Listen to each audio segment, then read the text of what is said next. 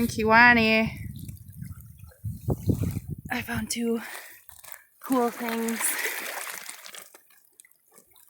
That's awesome. I forgot what it's called. I'll let you know later. And then, look at it.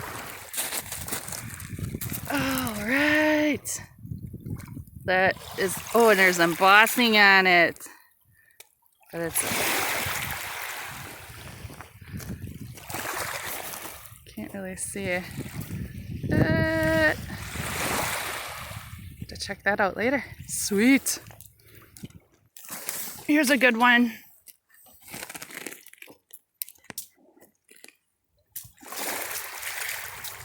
Sweet.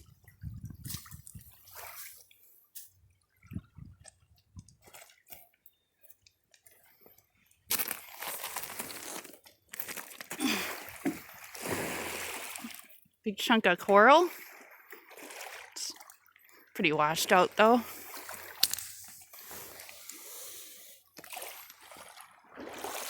Nobody's here but us. This is great. Huge piece of white glass. I was looking up underneath I think they built like a break wall here at some point. Oh my gosh, that's awesome. That's big. Awesome. Here is a really nice piece of turquoise aqua glass. And then a little greeny. This is cool. The water's way down. It's not too often we get down this way. Alright. I was just about to leave and I found this. Right down here. That is super cool. I think that's about it because we're going to get a snowstorm tomorrow and get all the geese that are still hanging out. There's at least 1,000 of them. So, alright. I'll look around on the way back to the car and call her good. Alright. This is the bucket that we filled with beach junk today. Well, some people would call it beach junk. And technically it is metal and beach bricks. This is actually a copper pipe that I'm going to take to the recycling place and get some dough for. Winter beach bricks, that's what I call these. They suddenly magically appear from out in Lake Michigan and wash on shore when we get the gales. I don't know if you would really consider these paver bricks. I've got 3 really nice ones here. And then some of the ones that were made in, I think it was De Pere, Wisconsin. C.M. Hawkers was the name of the lime kiln in the company. Made and embossed these bricks. I want to say in the late 1800s to the early 1900s, possibly through to 1920. I don't recall. Here's another one. These, I have a pile in the garage of stuff like this that I'm saving to make a brick path to my garden someday. And we have a lot. These are okay. I mean, you know, they've been rolling around in the water for quite a while. Here's another half one. I don't know what this is. It's concrete around some kind of old rebar or something. It was sticking up like that from the sand, and I'm like, what? Looks like a weird hammer. Okay, and then Teddy likes the beach metal. I wish this was in better shape because I think it might be from the back of I don't even know what you really call them technically for farming. You know, the back of like, it's like a trowel for making your rows and stuff in a farm field. Or it could be an old hoe, but that seems so like, I don't know, angled. I think it's from one of those drags that they used to put behind a tractor. I don't know if that's worth cleaning up. My oldest son says this is a U-joint from a truck. Old one. I don't know. I'm not a motorhead like he is. It's actually really cool and there's red paint on it, so you might be right. Last two things. No clue. We'll take these to the recycling place. I think it's iron. But yeah, the bucket was right at the water's edge too. It's brand new, honestly. It's just covered with sand and stuff from being up there today, but really nice. I think it probably blew off a salmon fishing boat at some point this summer. So, yeah. Beach junk. It's not junk to me. All right, as far as the beach glass finds today, couple newer pieces of amber there. It went pretty well, and I found another one of those pieces of that awesome blue bubbly glass, which I still to this day I have no clue the origin of it. I have a number of pieces of it now. I think this is the second one I've only found this year. The last one was quite a few months ago, and then my prize. Oh wait, I should show this first. This was that, oh man, I want to call this periwinkle actually now. There's some embossing on it. I have no idea what it says. LMU something. Emulsion?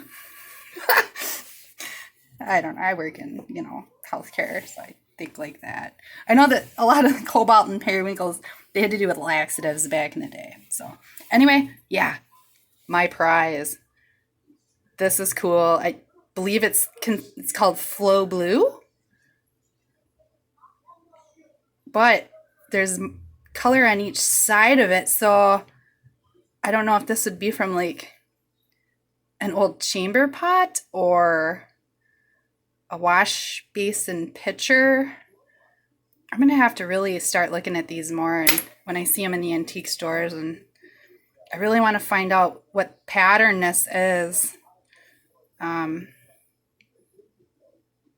I'm at a loss. I don't know. When I first saw it, I thought it was maybe a ship's wheel of some sort, but I'm thinking probably not now. It's very pretty and cool. It'll probably take me forever to figure out what I want to do with it artistically with my artwork venture that I do. Just like that last piece of, it was a piece of pottery that had some awesome like teal glaze on it that I found in the township of Alaska, Wisconsin. So, yeah. I wasn't really expecting much for glass. It's hard to find when the rock piles are so stacked and half frozen this time of year. So these are all pretty much surface finds, but you'll never hear me complain. Alright, hey everybody. I'm back to just show off the few kind of cool rocks that my boys and I found today out at Lake Michigan once again. And that's my main hunting grounds, of course. I had like an epiphany this evening, I want to say. I think I figured out a very small handful of these, what I thought were Lake Superior agates. at first that I found here locally near Green Bay, Wisconsin, on my shores that were either on the, I found them on the Bay of Green Bay and the shores of Lake Michigan in between Kewaunee and Algoma, Wisconsin. I thought they were Lake Superior agates. I think they're actually Thomsonite. And I looked at them under my jeweler's loop, and I'm going to take them to the University of Wisconsin in the Fox Valley, which is, they have a geology department there, and they have an awesome museum for kids, anybody, for local Midwest and Northeast Wisconsin type rocks. They have a giant piece of dinosaur poop there, actually. It's fossilized, of course.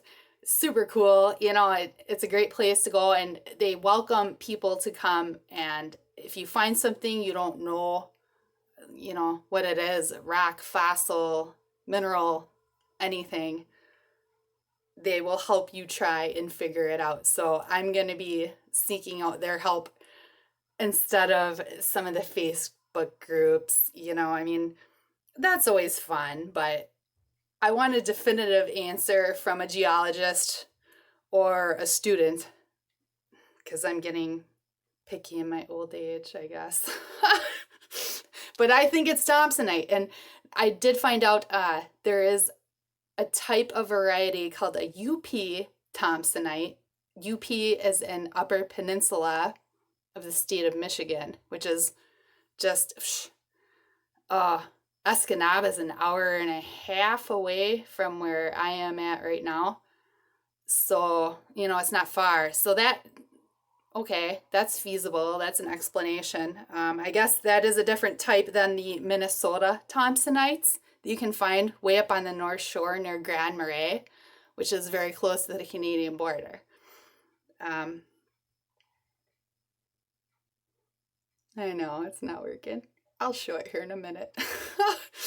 And then the funny thing is that once I came to this moment where I'm thinking, oh my gosh, that's, I think, what these are. In my 2 videos ago, I believe, I showed my year's worth of Lake Superior agate finds, and there was this odd watermelon looking agate. Thomsonite! I'm certain of it. It's gotta be. There's no other explanation. So, all right, I'll be back here. Okay, before I show my what I think are Thomsonite finds, I'm gonna show you guys this one rock that I couldn't remember the name when I initially found it, but this is something called Porphyry. It's like really cool sprays of quartz in it, and